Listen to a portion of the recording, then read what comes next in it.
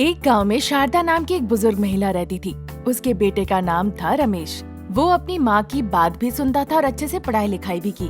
जब उसकी पढ़ाई खत्म हो गई, तब शारदा ने अपने बेटे को बैठाया और कहा, बेटा, पढ़ाई खत्म हो गई है, अब तुम काम करना चाहते हो या शादी? माँ, मैं काम करना चाहता हूँ। अच्छे से सेटल हो जाने के बाद ही मैं शादी करूँगा। हमारे पास जायदाद की कमी है क्या?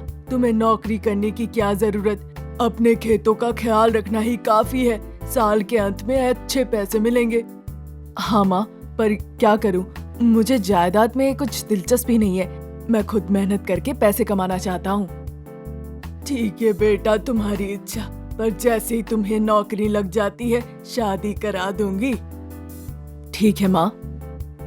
रमेश इस तरह से अपनी माँ से कहकर फिर वो अपने खेतों की तरफ चला जाता है। पके हुए फसलों को देखकर वो बहुत खुश होता है, क्योंकि रमेश कई सालों के बाद वहाँ लौटा था, इसीलिए वो कुछ और समय वहाँ रहना चाह रहा था। उन खेतों में फूल, पेड़, मिट्टी की महक, फसल की महक, सब कुछ रमेश को बहुत आकर्षित कर रहा था। फिर दोपहर का वक्त हो गया। वहाँ के मजदूर जो काम करते थे वो दोपहर का भोजन कर रहे थे। उसी बीच एक महिला ने रमेश को बुलाया।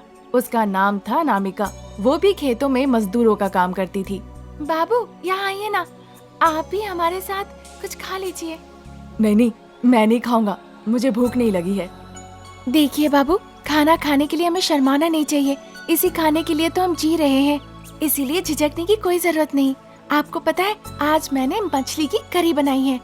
लोग कहते हैं मेरी फिश करी खाने के लिए किस्मत होनी चाहिए। अब आपको मौका मिला है, आइए आइए ना, खाइए। अनामिका ने जिस तरह से बुलाया, रमेश वहाँ चला गया खाना खाने के लिए। फिर वो अनामिका के साथ में बैठ के खाया। खाना खाने के बाद रमेश को अचानक से चक्कर आ गया। मुझे चक्कर क्यों आ रहा है? क्या हो गया मुझे? लगता है आपको नींद आ रही है। कुछ देर आराम कीजिए, मैं आपको जगा दूंगी। ठीक है। रमेश आंख बंद करके सो जाता है।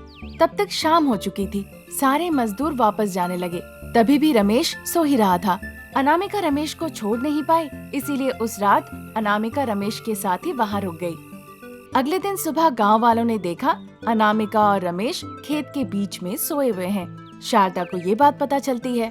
खेत में काम करने वाले मजदूरों को लगता है कि रमेश और अनामिका ने कुछ गलती की है। उन दोनों के नींद से उठने से पहले ही सब लोग वहाँ मौजूद हो जाते हैं। उन्हें देखकर रमेश परेशान हो जाता है। उस गांव में पार्वती नाम की एक धुरंधर महिला थी। उसी की बेटी थी अनामिका। गांव वाले जैसी जैसी बातें कर रहे थे, ये सुनकर पार्वती को बड़ा गुस्सा आ रहा था।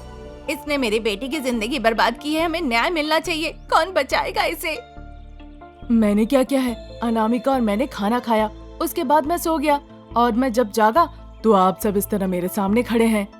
चुप रहो। सब कुछ करने के बाद अब इस तरह से तुम सीधे बनने की कोशिश कर रहे हो।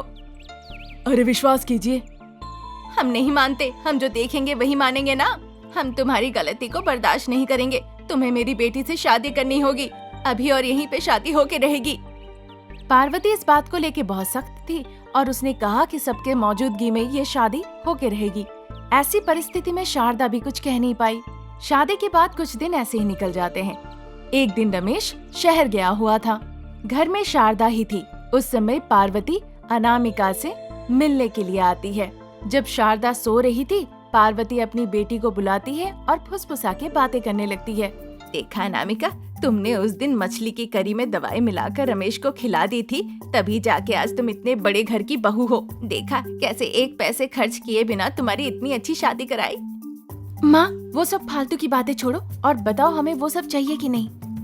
अच्छा, देखो तुम्हारी सासू माँ भी सो रही है, उनके साथ कुछ खेल खेलो, क्योंकि वही है जो तुम्हें रोकेगी। बाकी संपत्ति तो तुम्हारी है। मेरी सासू माँ हमेशा कहते रहती है, ये काम करो वो करो। मुझसे इतना काम नहीं होता है। पता नहीं मैं उनके साथ ठीक से रह नहीं पा रही हूँ। सुनो, मैं तुम्हें एक तरकीब बताती हूँ। ऐसा कह के पार्वती अनामिका के कान में कुछ फुसफुसाती है। फिर पार्वती वहाँ से चली जाती है। अनामिका शारदा को धोखा दे रही है, ये बात वो बर्दाश्त नहीं कर पाती। बहू की ऐसी हरकतों की वजह से उसे बड़ा गुस्सा आता है। उस दिन से उसने अनामिका पर और ज्यादा काम थोप दिया। अनामिका सासू माँ के इस टॉर्चर को बर्दाश्त नहीं कर पाती है। कुछ दिन निकल जाते हैं। फिर अनामिका रमेश को बताती है कि वो गर्भवती है। इस बात से रमेश बहुत खुश हो जाता है। माँ, मेरी पत्नी गर्भवती है, इस बात से मैं बहुत खुश हूँ। माँ, आज से मैं अपने बच्चे को परेशान नहीं होने दूंगा। मुझे उसका अच्छे से ख्याल रखना है। उससे काम मत करवाना माँ। ठीक है बेटा। रमेश की बातें सुन के अनामिका बहुत खुश होती है, पर शारदा दुविधा में थी और वो सोचने लगती है। उसे लगने लगा कि उसकी बहू ने जरूर कोई योजना बनाई है। एक दिन वो अनामिका के पीछे पीछे जाती है। वो देखती है अनामिका अपने कमरे में अपने पेट के अंदर से मोड़े हुए कपड़े बाहर निकाल रही है। बहू गर्भवती नहीं है, ये बात शारदा बर्दाश्त नहीं कर पाती है। उसी वक्त उसने अपने बेटे को बुलाया और बहू का असली रंग दिखा दिया।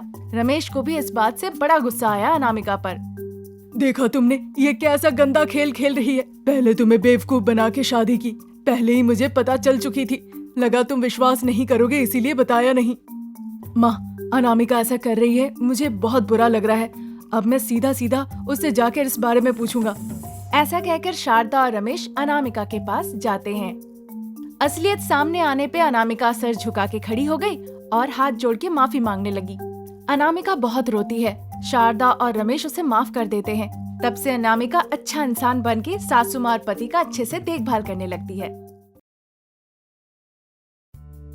रामपुर नाम के गांव में रमेश और अनामिका एक दंपति रहते थे।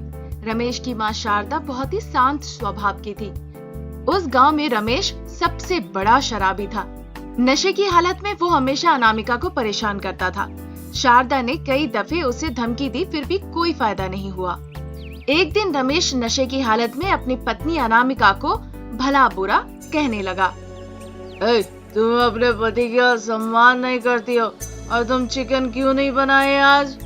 आहा, मेरे बेचारे पति शराब पी के आएंगे, उनके लिए कम से कम एक ऑमलेट बना देते हैं। इतना संस्कार भी नहीं है। हाँ? क्या बात कर रहे हो? बहू को परेशान मत करो। माँ, तुम मुझसे बिल्कुल प्यार नहीं करती हो। इतनी मेहनत के बाद थोड़ा दारू पी के आता हूँ, तुम्हें मुझे बच्चे की तरह प्यार करना चाहिए। घर आने के बाद थोड़ा पानी देना चाहिए, वो सब नहीं। मैं बर्दाश्त नहीं करूँगा। तो मैं क्या करूँ? तुम दारू पी के घर आओगे, मैं तुम्हारी आरती उतारूं, भजन गाऊं? जाओ जाओ, ये सब बात कह के परेशान मत करो। तुमसे कौन बात कर रहा? मैं तो अपनी पत्नी से बात कर रहा हूँ। अनामिका, कब से मैं बोले जा रहा हूँ, कोई जवाब क्यों नहीं दे रही है? फर्क ही नहीं पड़ रहा है। तुम्हें डर नहीं लगता मुझसे? अब देखो मैं क्या करता हूँ। ऐसा कहकर रमेश अपने पत्नी को धपाधप बस थप्पड़ लगाना शुरू कर देता है। रमेश अनामिका को जब पीट रहा था, शारदा बस देखते ही रह गई। वो दिन निकल जाता है। अगले दिन फिर रमेश नशे की हालत में घर आता है। वो आके अनामिका को पीटने की कोशिश करता है, पर अब अनामिका चुप नहीं रहती। इस तरह तुम्हारे हाथों से मार खाने से बेहतर है कि मैं अपनी जान ही दे दूं। मुझे ऐसी जिंदगी नहीं चाहिए। हर दिन तुम पी कर आते हो और नशे की हालत में मुझे मारते हो। बेहतर है कि एक ही बार मेरा गला दबा के मार दो। बेटा अनामिका, कैसी बातें कर रही हो? हाँ सासू माँ, ये सब हो रहा है, ये देखकर भी आप चुप खड़ी है। वो तो नहीं बदलने वाले। इससे बेहतर है कि मैं ही अपनी जान दे दूं। दर्द के मारे ऐसी बातें कहकर अनामिका आत्महत्या करने की कोशिश करती है। एक रस्सी का वो इंतजाम करती है। शारदा बार बार मना करने के बावजूद वो नहीं सुनती। तब तक रमेश का नशा उतर जाता है। उसकी पत्नी आत्महत्या कर रही है, ये देखकर वो सहन नहीं कर पाता। वो जाके रोकता है और अनामिका को रस्सी से बाहर निकालता है। मुझे आपने क्यों रोका? मुझे मरना है। फिर आप दारू पी के मुझे मारना चाहते हो ना? ऐसा मत बोलो अनामिका, मैं नशे में तुम्हें बहुत परेशान किया। अब मुझे होश आ गया है, तुम्हें परेशान नहीं करूंगा। शराब पीना आज से मैं छोड़ दूंगा। माँ और तुम्हारे साथ खुशी खुशी रहूंगा। विश्वास करो अनामिका। बेटा अनामिका, तुम्हारा पति कह रहा है वो जरूर बदल जाएगा। तुम चिंता मत करो, खुशी से अब जियो बेटा। नहीं सासू माँ, मुझे उन पर भरोसा नहीं है। उन्होंने इससे पहले भी कई बार कहा कि वो बदल गए हैं, पर नहीं, वो बिल्कुल नहीं बदले। मुझे सब पता है। एक बार मुझ पर विश्वास करो अनामिका, कम से कम साबित करने का मौका दो। रमेश की ऐसी बातें सुन के अनामिका खुश हो जाती है। आपको कुछ काम करना चाहिए। मुझे विश्वास है कि आप धीरे धीरे जरूर बदल जाएंगे। ठीक है अनामिका, कल से ही मैं किसी काम में व्यस्त हो जाता हूँ। दूसरे ही दिन रमेश मछलियाँ पकड़ने के लिए चला जाता है। पहले दिन उसने कुछ मछलियाँ बेची और फिर कुछ को घर ले आया। अनामिका ये देखकर बहुत खुश होती है। देखा अनामिका, तुम्हारी वजह से मैं अब मछुआरा बन गया। देखो, हमारे लिए मैं कुछ मछलियाँ लाया हूँ। अगर तुम अच्छे से मछली करी बनाओगी तो हम खा सकते हैं। ठीक है जी। ये कहकर अनामिका रसोई में गई और मछली करी बनाई। तीनों एक साथ खाना खाते हैं। शारदा अपने बेटे और बहू को देखकर बहुत खुश होती है। देखो अनामिका, अब तुम खुश हो ना? इसके अंदर बदलाव आ गया है। ये देखकर तो मैं बहुत खुश हूँ। ये देखकर मैं भी बहुत खुश हूँ माँ। ये परिवार जब बहुत ही खुश था, तभी एक छोटी सी परेशानी शुरू हो जाती है। रमेश के पेट में तेज दर्द शुरू हो जाता है। वो दर्द बर्दाश्त नहीं कर पा रहा था। रमेश का दर्द देखकर शारदा और अनामिका दोनों बहुत चिंतित हो जाती हैं। वो जल्दी रमेश को अस्पताल ले जाते हैं। वहाँ डॉक्टर साहब रमेश की जांच करते हैं। इसके पेट में इन्फेक्शन हो गया है, उसका ऑपरेशन करना होगा। इसके लिए 25,000 लगेंगे। जल्दी से यह ऑपरेशन करना होगा, नहीं तो जान का खतरा बन सकता है। डॉक्टर साहब की ऐसी बातें सुन के शारदा और अनामिका एक शब्द भी नहीं बोल पाते हैं। उन्हें समझ नहीं आता उन्हें क्या करना चाहिए। वो रोते हैं और भगवान से मदद मांगते हैं। उनके लिए परिस्थिति बहुत ही मुश्किल थी। तभी अनामिका के दिमाग में एक आइडिया आता है। वो खुद अपने पति का काम करके पैसा कमाने का सोचती है और इस काम में वो अपनी प्रतिभा का इस्तेमाल करती है। सासू माँ, आप मेरे साथ आइए, हम दोनों को एक काम करना है। क्या है बेटा, क्या करना होगा हमें? बात मत कीजिए, बस आइए सासू माँ। वहाँ से अनामिका एक प्लास्टिक की बोतल की दुकान पर गई और वहाँ से वो ढेर सारी प्लास्टिक की बोतल ले आई। वहाँ से सीधा वो नदी में चली गई। उन प्लास्टिक की बोतल का इस्तेमाल करके वो नदी में मछलियाँ पकड़ने लगी। उसकी हरकतों को देखकर सभी लोग हंसने लगे। शारदा भी सोचने लगी कि उसकी बहू ऐसा पागलों जैसा काम क्यों कर रही है। ये क्या बेटा, प्लास्टिक के बोतल से कोई मछलियाँ पकड़ता है क्या? बोतल से मछली पकड़ी जाएगी? उत्साहित होके कुछ मत करो। देखो, आसपास के लोग हंस रहे हैं देखकर। नहीं सासू माँ, आप बस देखिए मैं क्या कर रही हूँ। अनामिका उन प्लास्टिक के बोतल के इस्तेमाल से मछलियाँ पकड़ने लगती है। मछलियाँ खुद आके उस प्लास्टिक के बोतल के अंदर फंस रही थी। ये देखकर शारदा अनामिका बहुत खुश होती है। कुछ ही समय के अंदर वो ढेर सारी मछलियाँ पकड़ लेती हैं। उस दिन करीबन उन दोनों ने मिलकर 10 किलो मछलियाँ पकड़ी। फिर जाके बाजार में उन्हें बेच दिया। सास बहू की कड़ी मेहनत देखकर वहाँ के एक मालिक ने कहा कि हर दिन उन्हें इतनी मछलियाँ लगेगी। इसके लिए उन्होंने कुछ पैसे एडवांस में भी दिया। मालिक से अनामिका ने कहा कि उसे 25,000 रुपए चाहिए।